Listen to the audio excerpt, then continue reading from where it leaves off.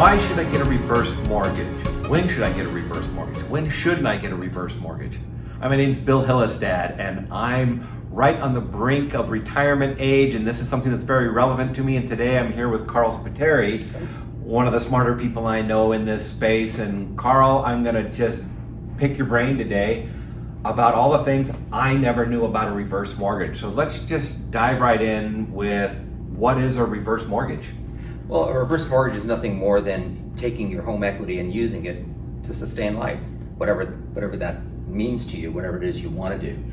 Most of us, we're here in Southern California, most of us here in Southern California have variable assets, but our house is usually one of our largest assets we have, right? It's just the way it is in Southern California. So the thought process is, if you have other assets that you may or may not have to pay taxes on, that may or may not be liquid, your home is something that is only liquid the day you sell it, right? You can have a gazillion dollars into your home as equity. Unless you sell your home, you really can't get to it unless you have a reverse mortgage. We like to call it the retirement mortgage because it is a mortgage that's more structured toward helping you with your retirement goals. Yeah, and that's the part that I kind of confess to everybody. I've been doing some studying here, and I didn't know, and you've already educated me some, that it's not just what I thought before, which is it's a way to reverse my mortgage where now it starts paying me instead of me paying it. But there's a lot of things and a lot of different ways that I can use a reverse mortgage. Yeah. So let's talk about some of those. What can I do with the reverse mortgage? Well, the most obvious thing is you don't have to make a house payment, right? If you have a house payment that you're making, you can simply stop making it. But that's just kind of the tip of the iceberg.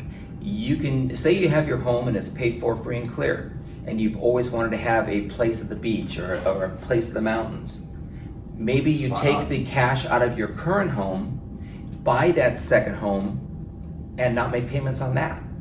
Okay, so wait, how is that different than if I took out a second mortgage on my house and used it to go buy another property or make a down payment? How's that different than a reverse? How is this a strategic? Well, a couple of things. Number one, a home equity line of credit is usually a 10-year term interest only and a 20-year repayment plan. So either way, you have to make a payment, which again, it kind of interferes with your lifestyle in retirement, right? Where if you did a home equity conversion mortgage, received the cash out, took the cash and bought a second home, then there is no payment to be made. So I could add a second home in Big Bear. That's a real thought for me. Absolutely. I'm already down by the beach. I'd like to get away from it and get up to the mountains from time to time, but I really don't want that second mortgage payment. And heck, if I put it on Airbnb and had somebody manage it whenever I'm not using it, it could help with the cash flow. Could I keep that cash flow from that? You could keep the cash flow. That would not be the reason I would recommend you do a reverse mortgage, but that is one way of maybe providing a little bit of additional income. Yeah, just to offset that second property so it helps it make sense. Now, but in either case, you wouldn't have a payment no matter what. Just taxes and insurance and maintenance. Okay, so on two homes, you got to be careful. Now you have taxes, insurance, maintenance on two homes instead of one. Yep. And maybe that's what renting it out on Airbnb a few weeks a year could help offset or whatever. Okay, so I can use it to buy a second property. What else can I do with a reverse mortgage? You can use it to take a world tour, vacation, right? I mean, if all your life you've worked hard to pay off your home and you're sitting here in retirement, now you have a lot of time on your hands and you've always wanted to see the world. Maybe, I was reading something about a 186-day world cruise or some crazy thing like that. Oh, really? Yeah, it was a boat that takes you around. That's probably cost prohibitive. But if it's part of your life dream, do it, right? That's kind of what retirement's all about. Yeah, and you know what? Memories. I've always taught it to my kids, practiced it, tried to practice it, preached it, that it's not about the things, it's about the memories you have. Absolutely. Creating memories to me would be really high on my list. And I think the key that I never really got with a reverse mortgage is that I always thought of a reverse mortgage as a way of giving up my home or my possible inheritance. But I don't have to give it all up. I don't have to lose all that equity. I'm not losing my home. I can use it just to create that one big memory, or maybe to take all my kids and their families on a cruise with me, or something like that, and build it right into my existing home. So the first, one of the biggest misconceptions misconceptions of a reverse mortgage, excuse me, is that you lose title to your home. I can tell you absolutely you never do. Title stays in your name or in the name of your trust, whatever it happens to be. But think of it this way, Okay. 10 years, 20 years, 30 years from now, you're no longer on this earth and the assets are now going to your heirs. What would your heirs rather have? Unless you have this family home that, 18 generations have owned and this is where you're eventually going to have your life. Most homes are liquidated, and they're usually liquidated pretty quickly after death or after the need for money is there.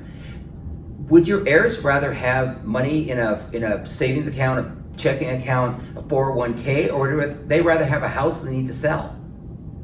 To sell a home, you need to put it in some kind of selling order. You need to hire a real estate agent, negotiate price, and then wait 30 to 45 days for your cash.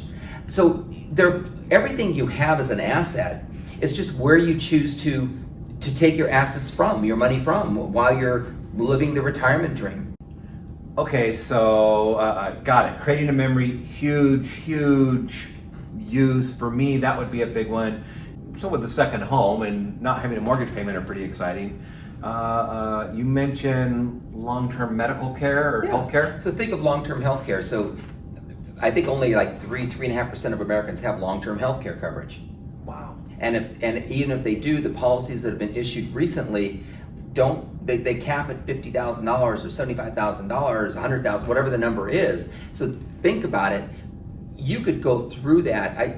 In Southern California, $10,000 to $15,000 in a facility is not exorbitant. Well, the HECM mortgage has a built-in device that's actually, it's a line of credit that's guaranteed by the federal government. So the HECM loan is a FHA product that's part of the Division of Housing and Urban Development, which is a federal program. Okay. So the reverse mortgage, retirement mortgage, has a guaranteed line of credit that grows every year by the amount of your interest rate and mortgage insurance. So if that number is 4%, your equity line is growing and compounding every year at 4%. Again, it doesn't matter if the market goes up, it doesn't matter if the market goes down. It's a guaranteed line of credit that's guaranteed to grow by your interest rate. Regardless of economic conditions. Wow.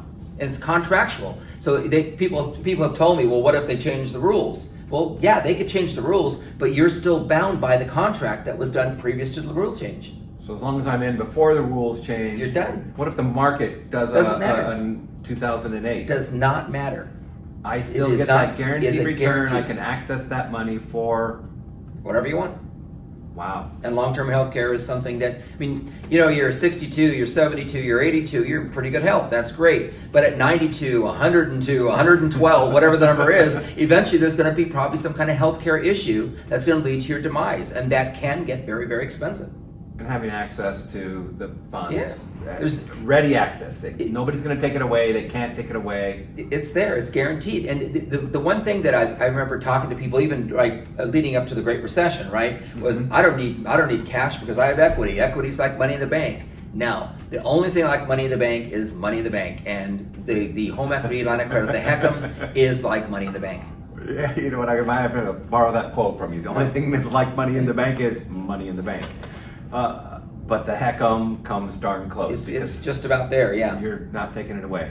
All right, long-term health care. What else can I use a HECM for?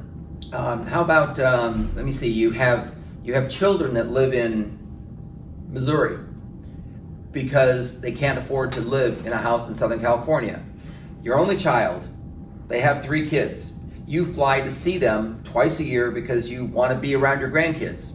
Your kids are going to get the inheritance, which is the house, anyway.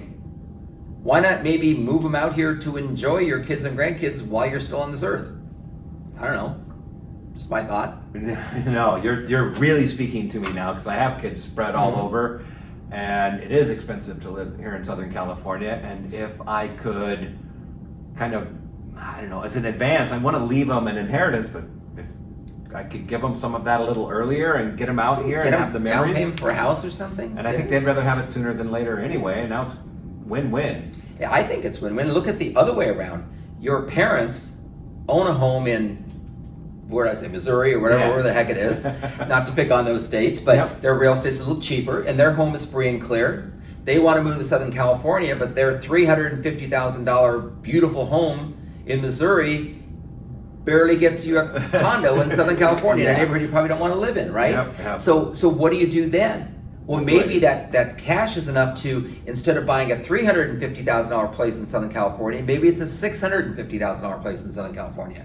Now you can get in a decent place, right? Wait a second. And How not am I have a doing mortgage that? payment. No, wait, no.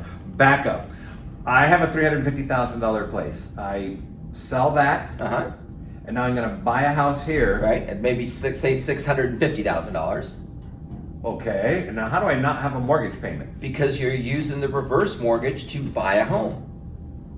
So You don't have an equity line that goes with it because you've used all your equity, but you don't have a payment on it as long as you live in the house. So I can buy a much larger home, Or nicer. nicer home, yeah, whatever, more expensive home, Right. with no mortgage payment. Right. So I had no mortgage payment there. I have no mortgage payment here. Right. And I still have equity in this house based on whatever the value is relative Yeah. to what I owe. You still have property taxes, insurance, and maintenance. Your house appreciates at whatever the housing market appreciates Mm-hmm. at the end of, when you decide to no longer live in the home, then your heirs can sell the home and keep whatever profit there is there. Wow. So I can use it to buy a larger home. I can use it to, I never thought about that. Using a reverse mortgage or a home equity conversion mortgage to buy a home allows me to buy a home with no payments or with smaller payments. I can kind of pick and choose. You can make payments on a reverse mortgage if you choose to. It gives you ultimate flexibility, in my opinion. You can do really whatever you want with it.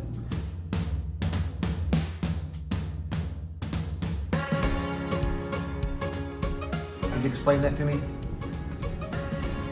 No. No. I had no idea what that was about. It's good.